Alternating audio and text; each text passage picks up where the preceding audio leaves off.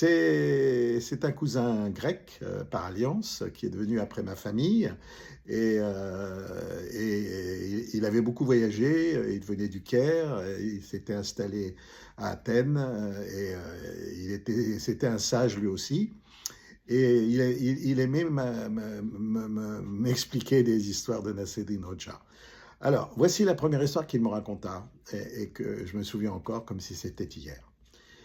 Alors, Nasreddin avait un âne.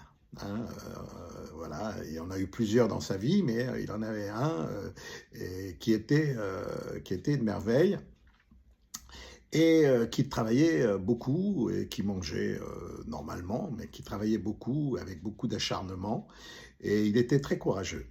Et puis un jour, Nasreddin se dit, il me coûte cher en nourriture quand même, il bosse bien, mais si je réduisais un peu ses portions, euh, on va voir ce que ça donne.